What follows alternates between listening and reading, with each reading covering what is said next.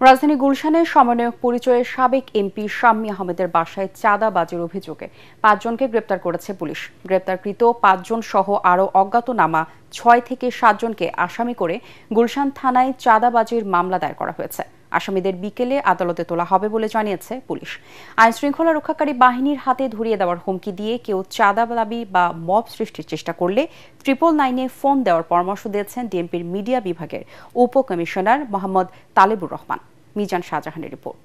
Bashundhara tissue, অশুদ্ধতার বিরুদ্ধে এক বিন্দুও ছাড় নয়।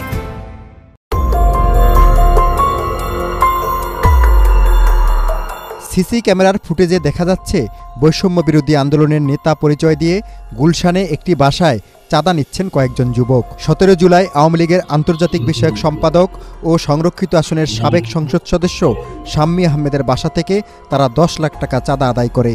10 দিনের মাথায় শনিবার রাতে আবারও ওই বাসায় গিয়ে আরও 1 কোটি টাকা চাঁদা দাবি করে তারা। চাঁদা না দিলে আইনশৃঙ্খলা রক্ষাকারী বাহিনীর হাতে ধরিয়ে দেওয়ার হুমকি দেয় শাম্মী আহমেদের স্বামীকে। পরে তারা ফোন করলে পুলিশ ঘটনাস্থলে গিয়ে হাতে নাতে গ্রেপ্তার করে 5 চাঁদাবাজকে।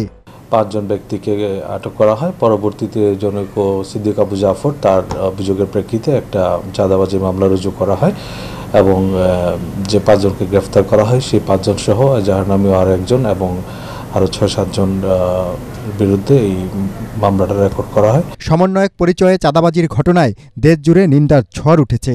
বৈষম্যবিরোধী ছাত্র আন্দোলনের সাবেক সমন্বয়ক উমামা ফাতেমা তার ফেসবুক স্ট্যাটাসে লিখেছেন, বলতে হবে এই প্রথম কোনো চাঁদাবাজি করতে গিয়ে তারা পুলিশের হাতে ধরা খেল। ঠিকমতো খোঁজ নিলে বুঝবেন এদের শেকড় অনেক গভীরে। এ ঘটনায় বৈষম্যবিরোধী ছাত্র আন্দোলন সাংগঠনিক নীতিমালা ও শৃঙ্খলা পরিপন্থী কর্মকাণ্ডে জড়িত থাকার অভিযোগে সংগঠনের ঢাকা মহানগর শাখার আহ্বায়ক ইব্রাহিম হোসেন মুন্না, সদস্য সাকাদাউন সিয়াম ও সাদাবকে সাংগঠনিক পদ থেকে স্থায়ীভাবে বহিষ্কার করেছে।